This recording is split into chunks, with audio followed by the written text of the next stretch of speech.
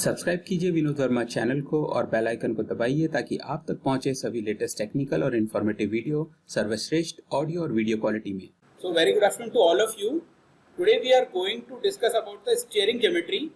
We will also discuss about the under and over steering. In steering geometry we will discuss different angles, that is effect of camber, caster, kingpin inclination, toe in and toe out. So this will be the content of today's lecture. So let's start our. We have two different phases, that is under steering and over steering. हम बार बार बात करते हैं कि हमारा जो steering है या तो वो नॉर्मल एक्ट करता है या अंडर स्टीयरिंग एक्ट करता है या ओवर स्टीयरिंग एक्ट करता है। तो तीन ही पोजीशन हमारे पास में बनती है, ठीक है। तो सबसे पहले हम समझ लेते हैं कि इन तीनों का क्या मतलब होता है। यदि हमारे सारे जो स्टीयरिंग के जो पैरामीटर्स हैं, जो एंगल्स हैं, वो यदि प्रॉपर हैं और जितना स्लिप एंगल है यदि वो प्रॉपर है, तो क्या होगा उस केस में हमारा जो गाड़ी का जो मूवमेंट है, जब भी हम टर्न्स की बात करते हैं, क्योंकि हम स्टीयरिंग को कब यूज करेंगे, टर्न्स पे। तो जब भी हम गाड़ी को टर्न कर रहे हैं तो हम जितना टर्न कर रहे हैं यदि वो प्रॉपर हो रहा है, हम जितना उसको टर्न कराना चाह रहे हैं उतनी ही गाड़ी यदि स्टीयरिंग हो रही है, that will called normal steering, right. लेकिन यदि मान लीजिए आप जितना टर्न कराना चाह रहे हैं और वो उतनी टर्न नहीं हो रही है, कम टर्न हो रही है, तो मान लीजिए आप चाहते थे कि आपका एक शार्प टर्न आया, आपको लगा कि आपने गाड़ी जो है उस स्पीड में उतने स्टीयरिंग को करने से, इतने एंगल पर मोड़ने से वो मुड़ जानी चाहिए, लेकिन यदि वो नहीं मुड़ती है और वो बाहर की तरफ निकलती है, इसका मतलब क्या हो रहा है, that is called over steering condition, ठीक है। और इसी तरीके से यदि हम मान लेते हैं कि मान लीजिए आपने थोड़ा सा स्टीयर किया, लेकिन आपका वो जो स्टीयरिंग है वो ज्यादा स्टीयर हो रहा है, यानी आपको लग रहा था कि इतनी ही मुड़ेगी गाड़ी, लेकिन उससे ज्यादा यदि वो मुड़ रही है, इसका मतलब हो रहा है कि वो ज्यादा एक तरह से आपको रिएक्ट कर रहा है steering, and it will call your over steering condition. तो ये बहुत प्रिलिमिनरी मैंने एक आइडिया दिया है। Now we will try to go in deep of all this. So understeering and oversteering are vehicle dynamic terms used to describe the sensitivity of a vehicle to steering. तो जो भी आपके पास vehicle हैं उन वो कितने सेंसिटिव हैं, यदि वो लिमिट से ज़्यादा सेंसिटिव हैं तो भी दिक्कत है और लिमिट से कम सेंसिटिव हैं तो भी दिक्कत है। तो ये जो अंडर और ओवर स्टीयरिंग है, ये basically it's a part of vehicle dynamics. Dynamics का क्या मतलब होता है, जब गाड़ी चल रही होती है उसका ये एक कंपोनेंट है। It is not visible in your static condition. गाड़ी खड़ी है तो आप नहीं कह सकते अंडर स्टीयरिंग है, ओवर स्टीयरिंग है। तो it is basically of your vehicle dynamics. Over steering is what occurs when a car turns steers by more than the amount commanded by the driver. तो ओवर स्टीयरिंग कब होता है, जब आपने जितना कमांड दिया, यानी आपने जितना स्टीयरिंग के लिए अपना व्हील को घुमाया है, यदि वो उससे ज्यादा आपके पास में स्टीयर हो रही है गाड़ी, ठीक है, that is called over steering. Conversely, understeering is what occurs when a car steers less than the amount commanded by the driver. ठीक है, तो इसी तरीके से क्या हो रहा है, अंडरस्टीयरिंग किसको बोलते हैं। मान लीजिए आपने एक टर्न पे काटा, लेकिन उतनी नहीं कट रही है गाड़ी और आपकी गाड़ी क्या हो रही है, बाहर की तरफ निकल रही है, बाहर की तरफ जा रही है। इसका मतलब क्या हो रहा है, अंडरस्टीयरिंग की कंडीशन वहां पर हो रही है। Now let's try to understand.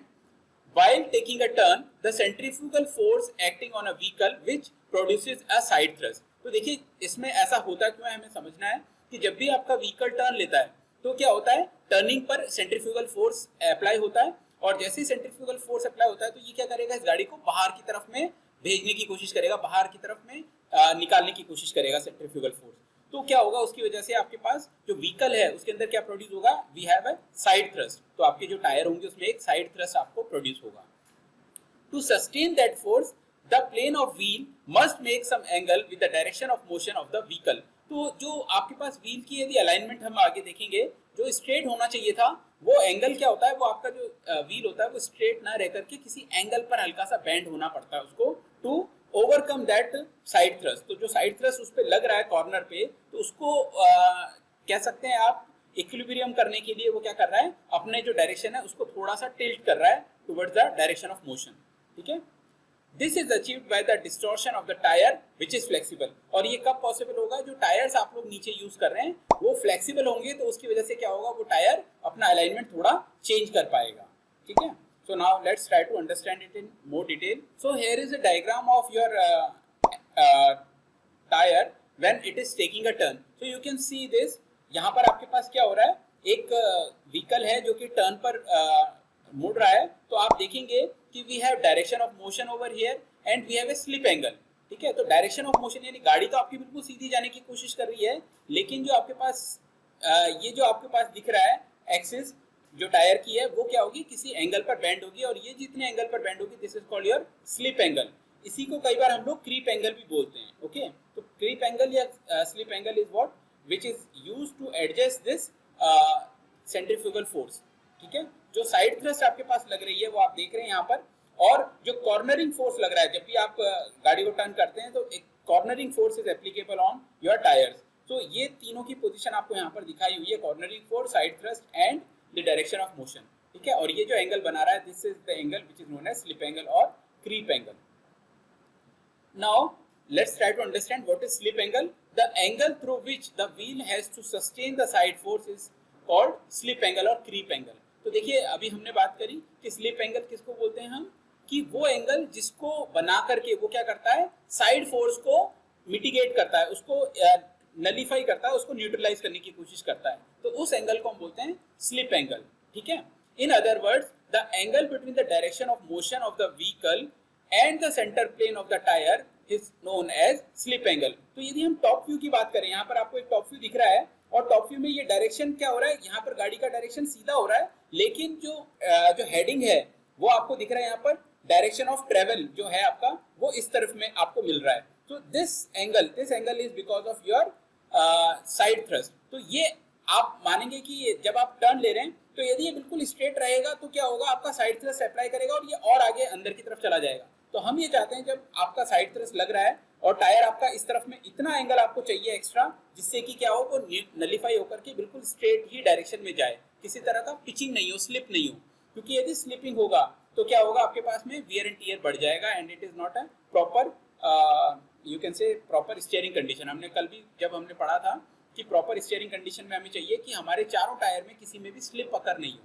तो हमें चाहिए कि ये हमेशा डायरेक्शन इसी डायरेक्शन में रहे, तो हमारे को टायर का जो डायरेक्शन है वो क्या होगा, हल्का सा आपका स्लिप एंगल की तरफ में मुड़ा हुआ रहेगा। ठीक है, and the range of the slip angle is generally from 8 to 10 degree. Okay, and it depends कि आपने कितना शार्प टर्न लिया है। Then we have cornering force. Cornering force हम किसको बोलते हैं, the force produced due to this side thrust is known as cornering force. तो अभी हमने देखा कि जो ये साइड थ्रस्ट यहाँ पर आप देख रहे हैं, दिस साइड थ्रस्ट जो आपको मिल रहा है, इसको बैलेंस करने के लिए जो आपके पास फोर्स लगता है that is known as cornering force, और ये दोनों ही आपके टायर के ऊपर लगते हैं। हमने जब पढ़ा था तब हमने देखा था कि कॉर्नरिंग फोर्स और साइड थ्रस्ट को भी हमारे जो ट्रेड्स थे वो उसको ले पाते थे। So it is one of those key features of your treads also. So हम यहाँ पर बात करें so this is known as your cornering force. यदि हम पावर निकालना चाहें, cornering force तो आपके पास thrust के बराबर हो गया, लेकिन यदि हम cornering power की बात करें that is equal to side force sustained divided by slip angle. अभी हमने देखा 8 to 10 डिग्री तक का स्लिप एंगल हमारे पास में मिलता है, तो जितना भी साइड फोर्स है यदि हम उसको डिवाइड करेंगे स्लिप एंगल से तो हमारे को कॉर्नरिंग पावर मिलेगी। Okay, so now we should try to understand the final outcome of this understeering and oversteering. तो यदि हम सबसे पहले understeering की बात करते हैं, understeering will occur when slip angle for the front wheel exceeds that of the rear wheel. तो यदि आपकी फ्रंट के जो आपके पास व्हील जो घूम रहे हैं उनका स्लिप एंगल यदि बढ़ जाता है, किसके रेस्पेक्ट में, पीछे वालों के रेस्पेक्ट में, तो क्या हो रहा है, वो क्या करेगा, आगे की तरफ जाने की कोशिश करेगा। Hence the rear wheel will tends to move a bit straighter as compared to the front wheel. तो क्या हो रहा है, आपकी जो रेयर व्हील है वो स्ट्रेट जाने की कोशिश कर रहे हैं, जबकि आगे के व्हील क्या कर रहे हैं, रोटेट होने की कोशिश कर रहे हैं। तो इस कंडीशन में क्या होता है, अंडर स्टीयरिंग की कंडीशन बनती है और गाड़ी क्या होती है, घूमने के बजाय आगे निकल जाती है, सीधी चली जाती है। तो ये आप देख पा रहे हैं, ये ग्रीन्स में जो आपको दिखाया हुआ है ये प्रॉपर स्टीयरिंग कंडीशन है। लेकिन आपका अंडर स्टीयरिंग कंडीशन में क्या होता है, आपकी गाड़ी यहाँ ना घूम करके क्या होती है, कम कट रही होती है, कम स्टीयर हो रही होती है, इस वजह से क्या होता है, ये बाहर की तरफ निकल जाती है और आपने देखा होगा कई बार एक्सीडेंट्स हो जाते हैं इस वजह से। Expected with the respect of the steering wheel turns moving along a more straighter path than following the curve. तो ये क्या करता है, पीछे के व्हील्स स्ट्रेट जाने की कोशिश करते हैं, तो ये इस कर्व को नहीं फॉलो करके स्ट्रेट जाने की कोशिश करते हैं, जिसकी वजह से आपकी गाड़ी क्या होती है, अंडर स्टीयर हो जाती है। यदि हम ओवर स्टीयरिंग की बात करें, ओवर मतलब ज्यादा ही रेस्पॉन्ड कर रहा है यदि आपका steering, so oversteering on the other hand will occur when the slip angle of the rear wheels exceeds. तो यहाँ पर उल्टा होता है कि यदि आपके rear जो wheels हैं उनमें slip angle यदि ज्यादा होता है तो क्या होता है, आपका oversteering का कंडीशन आपको देखने को मिलता है। So rear will exceed that of the front wheel. The front wheel will tends to move straighter and the rear wheel will slip outward more in comparison to the front wheel. तो front wheel तो आपके चल रहे हैं, लेकिन क्या हो रहा है, पीछे वाले व्हील क्या हो रहे हैं, आगे की तरफ जाने की कोशिश कर रहे हैं, बाहर की तरफ जाने की कोशिश कर रहे हैं। यदि आपका आगे का पहिया तो सीधा इसी ग्रीन लाइन को फॉलो कर रहा है, लेकिन पीछे के पहिए क्या कर रहे हैं, आपके आउटर जाने की कोशिश कर रहे हैं, तो उससे क्या होगा, आप देखेंगे कि पूरी गाड़ी घूम जाएगी, और ये गाड़ी घूम करके क्या होगा, आपको ओवर स्टीयरिंग कंडीशन यहाँ पे देखने को मिलेगी। This gives an overall effect of the car turning more than what is expected according to the given steering input और ओवर स्टीयरिंग। तो हम जितना काटना चाह रहे थे, जितना गाड़ी को हम घुमाना चाह रहे थे, ये उससे भी ज्यादा घूम जाती है, और क्या होता है, नीचे अंदर की तरफ में उतर सकती है या घूम सकती है गाड़ी एक ही जगह पे। So these are basic two terms, that is understeering and oversteering. So we have to avoid both of the situations. हमारे लिए दोनों ही सिचुएशन बेकार है, दोनों ही सिचुएशन में हमारा एक्सीडेंट हो सकता है या किसी और तरह का टायर वियर बढ़ सकता है। तो हमें दोनों को ही अवॉइड करना है, और हमारे जो स्लिप हो रहा है उसको हमें प्रॉपर करके वापस से नॉर्मल स्टीयरिंग पर ही हमारी गाड़ी को रखना चाहिए। Now let's move ahead, let's talk about the steering geometry. तो स्टीयरिंग ज्योमेट्री क्या होती है, हमने पहले भी कई बार क्लासेस में बात करी है कि जो भी आपके पास एंगल्स होते हैं वो क्या होते हैं, एक एप्रोप्रिएट एंगल बनाए जाते हैं, रखे जाते हैं, और ये एंगल के अपने अपने मायने हैं, अपने अपनी इंपॉर्टेंस है। यदि वो एंगल डिस्टर्ब हो जाते हैं ड्यूरिंग योर लॉन्ग रनिंग, या फिर आपने अनइवन सरफेस पे गाड़ी चलाई है, या फिर प्रॉपर वे में गाड़ी को नहीं चलाया है, तो उसकी वजह से क्या होता है, आपकी जो ज्योमेट्री होती है वो डिस्टर्ब हो जाती है, और उसकी वजह से बहुत सारे हमारे पास इंप्लीकेशन बढ़ जाते हैं। गाड़ी की स्टीयरिंग हार्ड हो जाती है, गाड़ी के वियर एंड टियर बढ़ जाता है, ठीक है। तो ऐसे बहुत सारे साइड इफेक्ट्स हमें देखने को मिलते हैं जब आपकी स्टीयरिंग ज्योमेट्री डिस्टर्ब हो जाती है। So let's try to understand what it is. The term steering geometry and it is also known as front end geometry. तो हम इसको जनरली क्या बोलते हैं, फ्रंट एंड, क्योंकि जितनी भी ज्योमेट्रिकल हम बातें करेंगे सारी फ्रंट एंड पे देखने को मिलेगी, not at the rear side. Refers to the angular relationship between suspension and steering parts. तो ये क्या है, बेसिकली ये सारे एंगल्स का हम लोग स्टडी करने वाले हैं, जो कि किसके बीच में, सस्पेंशन सिस्टम और स्टीयरिंग पार्ट्स के बीच में, front wheels and road surface. तो हम ये चारों को ही एक एक करके कंसिडर करेंगे कि कहाँ पर स्टीयरिंग पार्ट्स से हम लोग एंगल को नाप रहे हैं, कहाँ पर फ्रंट व्हील के साथ और कहाँ पर रोड सरफेस के साथ। Because alignment deals with the angle and affects steering. तो इनसे क्या होता है, जितने भी अलाइनमेंट्स ये खराब होते हैं तो इसकी वजह से क्या होता है, आपका स्टीयरिंग इफेक्ट होता है। The method of describing alignment measures is called steering geometry। तो जितने भी हम लोगों के पास में ये मेजर्स हैं जिससे हम इनको नापेंगे स्टीयरिंग ज्योमेट्री को, ठीक है, so in collective way we will call it steering geometry. तो ये सारे एंगल्स को हम लोग स्टडी करेंगे वन बाय वन। तो हम लोग के पास में कौन कौन सी ज्योमेट्री है, let's discuss. We have 5 different types of steering geometries, that is camber angle, caster angle, kingpin inclination, toe in and toe out, ठीक है, ऑन टर्न्स। तो ये हमारे पास में बेसिकली स्टीयरिंग ज्योमेट्री के पार्ट्स हैं। So let's try to take one by one. तो सबसे पहले हम बात करते हैं कैम्बर एंगल। तो कैम्बर एंगल क्या होता है, आप लोग यहाँ पर गाड़ी को देख पा रहे हैं। कैम्बर एंगल क्या हो रहा है आपका, यदि आप गाड़ी को सामने से देखते हैं, यदि आप गाड़ी के बिल्कुल सामने खड़े हैं और आपके सामने टायर है, तो आप देखेंगे वो टायर बिल्कुल क्या हो रहा है, वर्टिकली नहीं है। गाड़ी का टायर क्या होता है, बिल्कुल सीधा नहीं है, वो या तो बाहर की तरफ झुका हुआ है या फिर अंदर की तरफ में झुका हुआ है, ठीक है। यदि बिल्कुल स्ट्रेट होता है तो हम बोल सकते हैं कैम्बर एंगल क्या है, बिल्कुल जीरो है। लेकिन यदि आपके पास लेफ्ट साइड में झुका हुआ है तो हम उसको बोलेंगे पॉजिटिव कैम्बर एंगल है, और अंदर की तरफ झुका हुआ है तो हम उसको बोलेंगे नेगेटिव कैम्बर एंगल है, राइट। तो ये क्यों होता है, let's try to understand. Camber angle is the angle between the vertical line and the line of the tyre when viewed from the front of the vehicle. तो देखिए, दो बातें बहुत इंपॉर्टेंट है आपको, कि पहली बात की कैम्बर एंगल क्या होता है, दूसरा ये कहाँ से देखा जाता है। तो जब हम कैम्बर एंगल देखना चाहते हैं तो हमें क्या होगा, बिल्कुल गाड़ी के सामने खड़े हो जाना है या बैठ जाना है, और उस गाड़ी के सामने से जब हम टायर्स को देखते हैं तब हमको पता लगता है कि ये टायर आपका किस तरीके से झुका हुआ है। तो मान लीजिए आपके पास में ये टायर है, आपके पास ये सेंटर एक्सिस दिख रही है, और ये जो आपको टायर दिख रहा है, ये टायर क्या है, लेफ्ट साइड का टायर है, क्योंकि जितनी भी आपके पास ये राइट में दिख रही है, किंगपिन इंक्लिनेशन आपको राइट में है, इसका मतलब ये टायर कहाँ पर है, ये लेफ्ट साइड का टायर है। तो लेफ्ट साइड से अब आप देख रहे हैं, यदि ये वर्टिकल प्लेन है और आपका पहिया यदि किसी तरफ में लेफ्ट या राइट साइड में अलाइंड है, झुका हुआ है, तो हम कह सकते हैं कि उसमें कुछ कैम्बर एंगल है। और ये कहाँ से देखने को मिलेगा, फ्रंट से। Camber angle is positive when this is outward. तो यदि मान लीजिए आपका पहिया जो है वो क्या है, बाहर की तरफ निकला हुआ है। यदि हम बात करें कि आपका जो पहिया है वो दोनों पहिए, यदि हम बात करें तो दोनों पहिए क्या है, बाहर की तरफ झुके हुए हैं। यदि हम लेफ्ट वाले की बात करें तो ये लेफ्ट साइड में झुका हुआ है, राइट वाले की बात करें तो वो राइट में झुका हुआ है। तो इस पर्टिकुलर केस को हम बोलेंगे positive camber. This happens when the wheel are further apart at top than the bottom. तो इसको हम कैसे कह सकते हैं कि यदि हम टॉप से डिस्टेंस को निकालें, यदि हम इस व्हील के सेंटर से लेके आगे वाले दूसरे व्हील के सेंटर तक की डिस्टेंस को नापें, तो मान लीजिए x आता है, और नीचे वाले सेंटर से लेके नीचे वाले सेंटर तक की डिस्टेंस नापें और वो भी x आता है, तब तो ये बराबर है। लेकिन यदि ऊपर वाली डिस्टेंस ज्यादा आती है और नीचे वाली कम आती है, इसका मतलब क्या है, ऊपर से ये वाइड है और वो वाइड कहलाएगा आपका positive camber angle. Okay, on the contrary camber angle is negative when angle is inward. तो इसी तरीके से यदि हम इसकी अपोजिट बात करें, ये वर्टिकल प्लेन है और ये अंदर की तरफ झुके हुए हैं, यदि हम बात करें दोनों टायर्स क्या होंगे, अंदर की तरफ झुके हुए सामने से देखते वक्त, तो हम कह सकते हैं कि वो नेगेटिव कैम्बर है।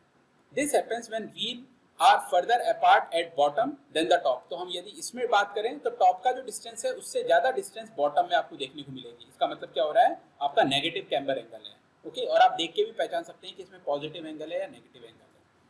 The camber should not be more than 2 degree.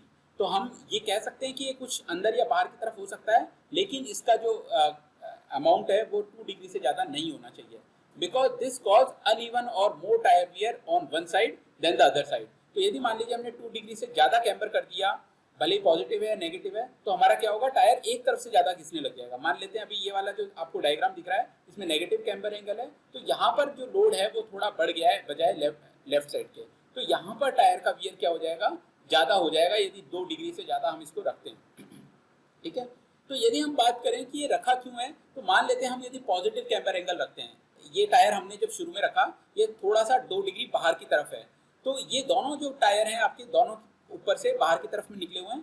तो जब हम किसी गाड़ी के अंदर में लोड रखते हैं, मान लेते हैं हम कोई ट्रक की बात कर रहे हैं और उसमें हमने पॉजिटिव कैम्बर रखा हुआ है अनलोडेड कंडीशन में, लेकिन जैसे हम उसमें लोड भरते हैं, उसमें सामान भरते हैं, तो क्या होता है, ये स्ट्रेट होने की कोशिश करते हैं और ये क्या होता है, ये सेल्फ एडजस्ट हो जाता है और लोडेड कंडीशन में ये बिल्कुल स्ट्रेट हो जाते हैं टायर, तो हमें वो ज़्यादा प्रॉपर उसका ट्रैक्शन मिलता है। यदि हम पहले से पॉजिटिव कैम्बर नहीं रखते और पहले से स्ट्रेट रखते, तो क्या होता, लोड रखते ही ये अंदर की तरफ झुक जाते दोनों की दोनों, तो क्या होता हमारे पास में ये जो है इस तरफ में झुकने से अंदर से टायर आपका ज़्यादा वियर आउट हो जाता और स्टीयरिंग भी इम्प्रॉपर हो जाती। तो इसीलिए हम लोग क्या करते हैं, पॉजिटिव कैम्बर रखते हैं, इसी तरह से हम लोग नेगेटिव कैम्बर भी रखते हैं।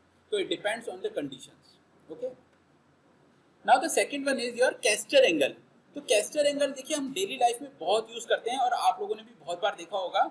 तो कैस्टर एंगल क्या होता है, यदि मान लीजिए आप किसी भी व्हील को देख रहे हैं और हम उसको देखने का तरीका क्या है, साइड से देखिए। यदि मान लीजिए आपकी कार है तो इस बार आपको सामने नहीं खड़ा होना है, उसके उस कार के साइड में खड़ा होना है। तो मान लीजिए ये फ्रंट का व्हील है और यहाँ पर देखेंगे तो ये रेयर का व्हील है पीछे की साइड में। ठीक है, तो हम गाड़ी को देख रहे हैं तो साइड से देख रहे हैं। तो मान लेते हैं ये हमारे पास में फ्रंट है और फ्रंट ये देखिए आपको एरो से दिखा रखा है कि ये इस तरफ में गाड़ी जाएगी, तो ये हमारा फ्रंट व्हील है, हम साइड से देख रहे हैं।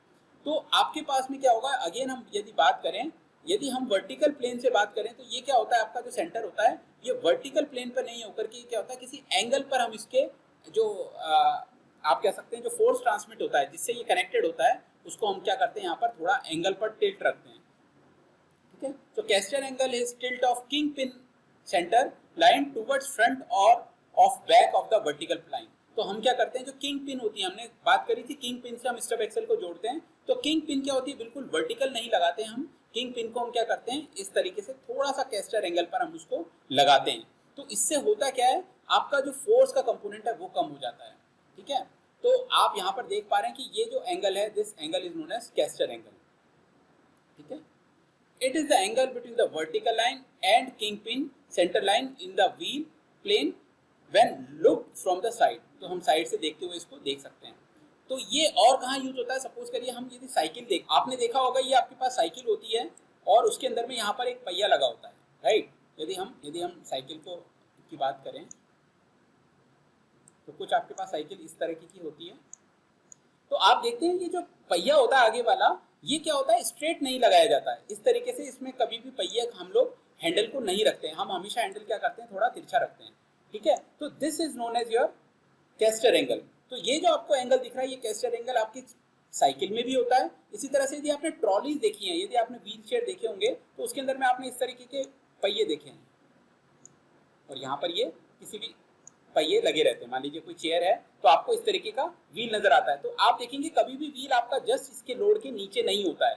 लोड के नीचे आप कभी भी व्हील को नहीं लगाते हैं, आप हमेशा क्या करते हैं, आप व्हील को आगे की तरफ लगाते हैं और एक सर्टेन एंगल पर लगाते हैं, तो इससे होता क्या है, जो फोर्स का जो एक्शन होता है, लाइन ऑफ फोर्स यदि हम बात करें, यदि हम लाइन ऑफ फोर्स की बात करें तो लाइन ऑफ फोर्स क्या होगा, बिल्कुल स्ट्रेट होगा। तो हम चाहते हैं कि वो लाइन ऑफ फोर्स क्या करे, इस पहिए के ऊपर नहीं आए। यदि इस तरह से हम पहिया लगाते तो सारा लाइन ऑफ फोर्स क्या होता, यहीं पर आ जाता और यहाँ से हमारे पास इसका मूवमेंट बहुत मुश्किल हो जाता। ठीक है, तो हमने क्या किया, हमने इसको एक कैस्टर एंगल दे दिया, और कैस्टर एंगल देने से क्या हुआ, इसका जो फोर्स है वो तो इसी पॉइंट पे आ रहा है, लेकिन आपके पास जो इसका आप कह सकते हैं कि इसका जो आपके कंट्रोल है वो आपने क्या किया, एक कैस्टर एंगल पर ले लिया। इससे क्या हो रहा है, आपका इजी स्टीयरिंग हो पा रहा है। तो आपने जो स्टीयरिंग करा वो क्या हो रहा है, बहुत इजीली ये लेफ्ट या राइट मूव कर लेता है। आपको किसी भी तरीके से एक्स्ट्रा इसके अंदर एफर्ट्स नहीं लगाने पड़ते। लेकिन यदि ये बिल्कुल स्ट्रेट होता और आपका हैंडल यही होता तो आपको बहुत ज्यादा एफर्ट्स लगाने पड़ते। दूसरा कैस्टर एंगल का फायदा क्या होता है, it is have a tendency to get straight automatically. तो सेल्फ अलाइंड इसके अंदर में एक प्रॉपर्टी होती है। आपने देखा होगा, यदि आप कभी किसी चेयर को धक्का लगाते हैं या किसी टेबल को धक्का लगाते हैं जिसके नीचे कैस्टर व्हील लगे होते हैं, तो वो कैस्टर व्हील क्या होते हैं, अपने आप सीधे हो जाते हैं, भले ही वो किसी भी डायरेक्शन में हो। लेकिन जैसे ही आप उसको खींचते हैं या आगे की तरफ धक्का लगाते हैं तो कैस्टर जो व्हील होते हैं वो अपने आप अलाइंड हो जाते हैं, अपने आप स्ट्रेट हो जाते हैं। तो ये एक खास प्रॉपर्टी होती है कैस्टर व्हील्स की। तो यदि आप गाड़ी चलाते हैं तो आपका कैस्टर व्हील की वजह से क्या होता है, आपका गाड़ी का जो स्टीयरिंग है वो हमेशा स्ट्रेट रहने की कोशिश करता है।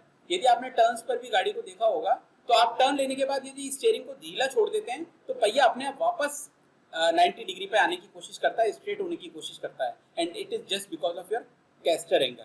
सो I hope all of you understand the purpose and basics of your caster angle. Okay, then we have king pin inclination. तो देखिए, हम बार बार बात करें किंग पिन की, और हमने जब स्टब एक्सेल पढ़ी थी तभी भी हमने देखा था कि किंग पिन क्या होता है आपके पास में। किंग पिन जो होता है आपके पास में वो क्या होता है, स्टब एक्सेल को मेन एक्सेल के साथ जोड़ने के काम आता है।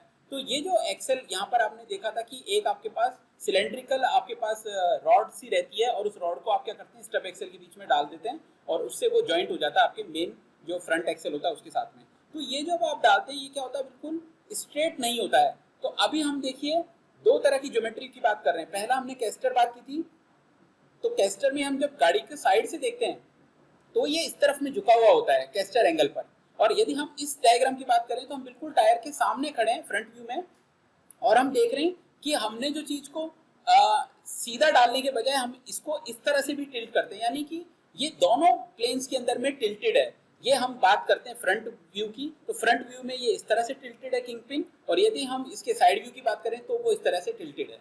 I hope you are getting this point. तो ये आपके पास जो किंग पिन है वो क्या होता है, दोनों ही साइड से स्लाइटेड होती है। तो यदि हम इसकी बात करें तो वो इस तरीके से है, लेकिन यदि हम फ्रंट से देखेंगे तो वो आपकी थोड़ी सी तिरछी है, इस तरीके से वो नीचे की तरफ जा रही है। तो इसका भी अगेन कारण वही है कि क्या हो रहा है, आपका जो लाइन ऑफ फोर्स है वो आपके पास क्या हो, डायरेक्ट नहीं पड़े, आपका किसी एंगल पे रहे और वो जाकर के आपके स्ट्रेट से मैच हो जाता है यहाँ पर नीचे। ओके, तो ये आपके पास किंग पिन इंक्लिनेशन कहलाता है, दिस एंगल।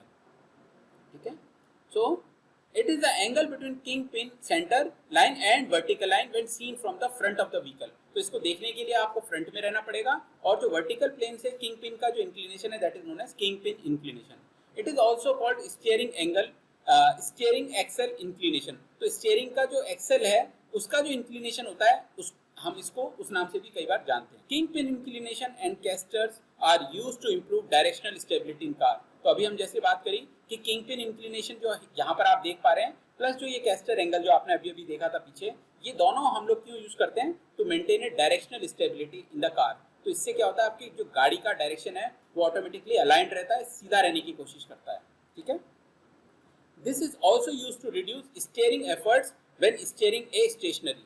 तो यदि हम गाड़ी खड़ी है उस केस में यदि हम गाड़ी को स्टीयर करना चाहते हैं तो क्या होगा, आपका स्टीयरिंग पॉसिबल होगा, क्योंकि सारा लोड जो है वो आपका क्या हो रहा है, स्ट्रेट इस पॉइंट पे नहीं आ रहा है, क्योंकि आपने टिल्ट कर दिया है। तो आपका जो लाइन ऑफ फोर्स है वो आपका शिफ्ट हो गया है, तो इसलिए हम लोग स्टीयरिंग इजीली कर पाते हैं। It reduces tyre wear. तो अभी हमने बात करी कि यदि इसको हम स्ट्रेट रखते हैं तो हमारे यहाँ पर पॉइंट पर स्ट्रेसेस बढ़ जाती है और टायर वियर बढ़ जाता है, लेकिन हमने जैसे ही इंक्लाइन किया तो हमारे पास स्ट्रेसेस रिड्यूस हो गई और हमारे पास टायर की जो लाइफ है वो बढ़ गई। This inclination varies from 4 to 8 degree in modern cars. तो जो किंगपिन इंक्लिनेशन है ये लगभग कितना होता है, ये angle it is around 4 to 8 degrees. Okay, तो आप इसका साइड व्यू भी देख सकते हैं, ये आपके पास दिख रहा है। तो ये आपके पास कैस्टर की वजह से किंगपिन इंक्लिनेशन है, और ये जो आपको दिख रहा है ये आपके पास किंगपिन इंक्लिनेशन फ्रंट व्यू के अंदर में। ठीक है, तो यहाँ पर यदि हम एक प्रैक्टिकली थोड़ा समझना चाहें जो जो अभी हमने ज्योमेट्रीज देखी हैं कैम्बर, कैस्टर और किंग पिन को, तो आप देखेंगे कि ये आपने देखा होगा आपके स्कूटर्स में इस तरीके का लगा रहता है आपका जो पहिया है, तो आप कभी भी देखेंगे स्ट्रेट नहीं आता है, वो हमेशा टिल्टेड होता है। सो this is your caster angle. इसी तरह से आप कार की यदि सामने की देखेंगे तो आपको पहिया क्या होगा, बिल्कुल स्ट्रेट नहीं दिखेगा, वो अंदर या बाहर की तरफ झुका हुआ रहता है। तो दिस इज कॉल्ड कैम्बर। आप देख पा रहे हैं इसमें, तो कैम्बर पॉजिटिव दिख रहा है हमारे को इसके केस में, ठीक है। अभी हम ये पढ़ेंगे toe in and toe out, ये भी हमने किया नहीं है। तो ये जो कंडीशन है this is your toe in and toe out condition, अभी हम इस पर डिस्कस करेंगे। और ये आपको जो दिख रहा है थ्रस्ट लाइन आपको दिख रही है जब हम गाड़ी को टर्न कराते हैं, ठीक है। तो we will discuss this once again in next slides. यहाँ पर आप देख पा रहे हैं ये आपके पास कंप्लीट ज्योमेट्री बताई गई है। यहाँ पर आपका व्हील लग रहा है, यहाँ पर आपके पास ये स्ट्रेट वर्टिकल लाइन दिख रही है हरे रंग से, लेकिन हमारी जो व्हील है वो हल्का सा राइट में टर्न है, this is because of camber. और जो किंग पिन है वो देखिए किसी एंगल पर टिल्टेड है, तो ये एंगल आपके पास में किंग पिन इंक्लिनेशन है, क्योंकि हम फ्रंट से देख रहे हैं। यदि हम साइड से देखते हैं तो हम इसको कैस्टर एंगल बोलते हैं, ठीक है। और ये आपके पास में यहाँ पर सस्पेंशन सिस्टम लगा हुआ है, विशबोन लगी हुई है, ओके। तो जो आपके पास नेक्स्ट पार्ट आता है that is called toe in and toe out. तो टो इन या टो आउट कंडीशन कहाँ से पता लगती है, जब आप गाड़ी को बिल्कुल ऊपर से देखते हैं, यानी कि टॉप व्यू देखते हैं। तो आपको यहाँ पे राइट में नजर आ रहा है, तो आपके हिसाब से जब गाड़ी चलती है तो बिल्कुल ये दोनों पहिए स्ट्रेट होने चाहिए, सामने होने चाहिए। लेकिन हम गाड़ी को बिल्कुल इस तरह से डिजाइन नहीं करते। हम जब गाड़ी को कैलिब्रेट करते हैं तो हम क्या करते हैं, इनके टायर्स को हल्का सा अंदर या बाहर रखते हैं, और उनके दोनों के अलग अलग कारण हैं। तो यदि हम अंदर की तरफ रखते हैं, आगे से टायर अंदर की तरफ है, मान लीजिए 4 टायर हैं, आगे के 2 और पीछे के 2, आइडियली तो हमें लगता है बिल्कुल स्ट्रेट होने चाहिए सारे चारों टायर्स। लेकिन यदि आगे के 2 टायर्स क्या हो रहे हैं, ऊपर से देखते वक्त हमें लग रहा है कि आगे से नजदीक है और पीछे से दूर है, तो this condition is known as toe in condition, okay. और यदि मान लीजिए वो बाहर निकले हुए हैं, दोनों बाहर की तरफ निकले हुए हैं, आगे से लेफ्ट वाला लेफ्ट की तरफ मुड़ा हुआ है, राइट वाला राइट की तरफ मुड़ा हुआ है, और पीछे से वो है अंदर की तरफ में, तो इस तरह की कंडीशन को टो आउट बोलते हैं। So this is your toe in, this is your toe out condition. तो ये 2 कंडीशंस हमारे पास मिलती हैं। So in automotive engineering toe also known as tracking, तो हम इसको ट्रैकिंग भी बोलते हैं। This can be contrasted with steer, which is the anti-symmetric angle such that both wheels point to left or right in parallelogram roughly। तो होता क्या है, ये हम क्यों रखते हैं, आप जब भी स्टीयरिंग करते हैं, मान लीजिए हम टो इन की बात करते हैं, तो आप देखिएगा कि यदि हम गाड़ी को लेफ्ट साइड में घुमाने की कोशिश करेंगे, तो जैसे ये लेफ्ट में घूमने की कोशिश करेगा तो क्या होगा, आपका ये जो टायर है ये पहले से ही अंदर की तरफ में है। तो हम यदि टो इन कंडीशन को लेफ्ट में घुमाने की कोशिश करेंगे तो ये बहुत ज्यादा स्टीयर नहीं हो पाएगा, ये ज्यादा से ज्यादा स्ट्रेट हो पाएगा, ये थोड़ा कम टर्न करेगा, ये ज्यादा टर्न करेगा, ठीक है। अब यदि हम बात करें तो यदि ये कम टर्न करेगा और ये ज्यादा टर्न करेगा तो क्या होगा, उस कंडीशन को हम क्या बोल सकते हैं, we can call it over steering और अंडर स्टीयरिंग। तो आप देखेंगे यहाँ पर ये कम टर्न कर रहा है, तो यदि ये ज्यादा टर्न करता है तो गाड़ी जल्दी घूम जाती, लेकिन ये कम टर्न करेगा इस कंडीशन में तो कम घूमेगी गाड़ी। तो इस टो इन की कंडीशन में जो आपको कंडीशन मिलती है वो क्या मिलती है, अंडर स्टीयरिंग कंडीशन मिलती है। तो जो अंडर स्टीयरिंग हो गई, क्यों, क्योंकि ये कम घूम पा रहा है, इसलिए अंडर स्टीयरिंग कंडीशन मिलेगी, गाड़ी कम कटेगी, ठीक है। और यदि हम इस वाले कंडीशन की बात करें टो आउट की, तो पहले से आपके दोनों टायर्स क्या हो रहे हैं, बाहर की तरफ निकले हुए हैं। तो मान लेते हैं हम लेफ्ट में टर्न ले रहे हैं, तो ये पहले से तो लेफ्ट में टर्न मुड़ा हुआ है, और हमने जैसे ही स्टीयर किया ये और ज्यादा मुड़ जाएगा, तो हमारा ये जल्दी क्विक क्या करेगा, रोटेट होने की कोशिश करेगा। ये तो स्ट्रेट हो जाएगा, लेकिन ये ज्यादा टर्न हो चुका है, तो क्या होगा, आपका गाड़ी बहुत शार्प टर्न लेगी। तो toe out condition will lead to your over steering condition. तो इस वजह से एक में हमारे को क्या होता है, ओवर स्टीयरिंग मिलता है, और एक के अंदर हमारे को अंडर स्टीयरिंग मिलता है।